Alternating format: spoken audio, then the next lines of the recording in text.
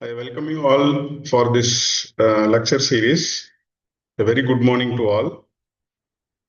Uh, this course, Mechanics of Solids, is very important for mechanical engineers as they are the roots of building any component or any device or any automobile component. Any engineering application starts with the material.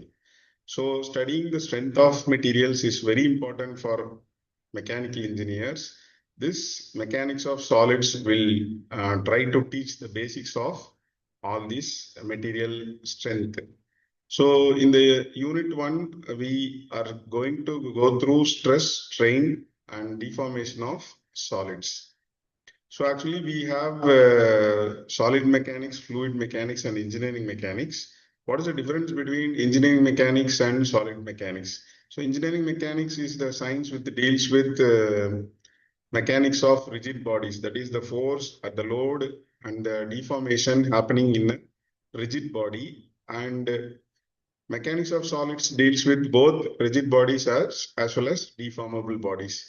So that is our today's topic, rigid bodies and deformable bodies. That is the foundations of solid mechanics. So what is a rigid body? First of all, we'll look it in the picture in the right side where there is a nail which is hammered through a hammer.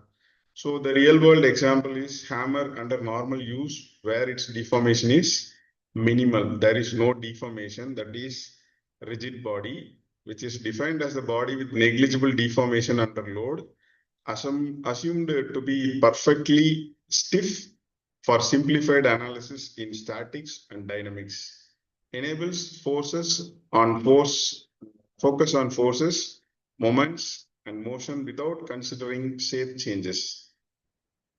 So coming to deformable bodies, a body which can change their shape or size when it's subjected to external force, that is internal stresses and strains developed to resist this deformation.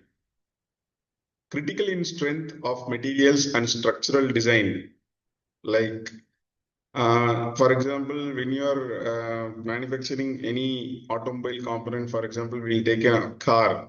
So that is subjected to a crash test. That is, when the car hits a barricade or a tree or a vehicle which is in front of that, how it gets deformed. That is called a crash test. The stability of the front portion of the car, that is, we call it as a bumper or something like that. This sheet metal should have the strength, or it should be rigid. It should not get deformed, and it should not cause any injury to the passengers. That is called deformable solid. This car crumpling into crash test demonstrating significant changes in the form. So this is a deformable solid.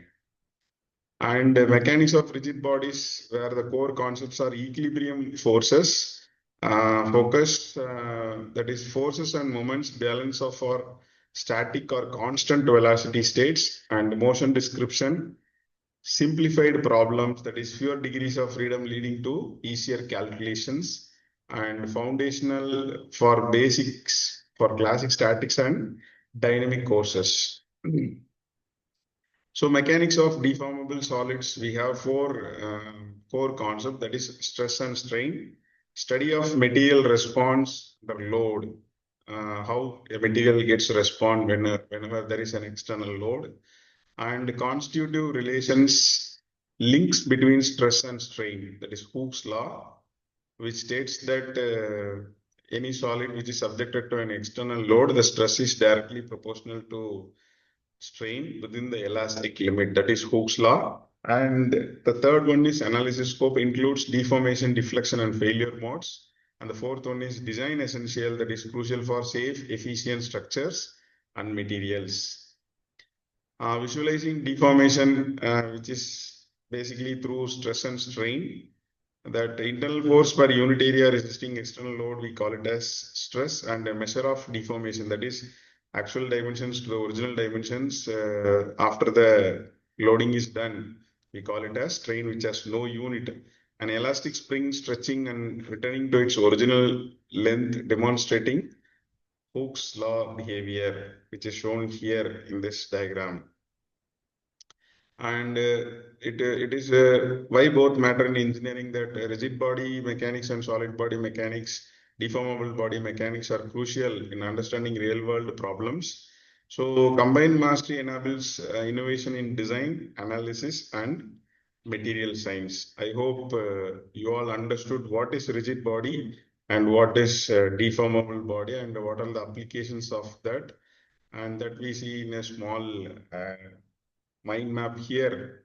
We have seen what is rigid body and what is deformable body, what is stress and strain, and what is the engineering significance of this rigid body mechanics, deformable body mechanics, and combined mastery.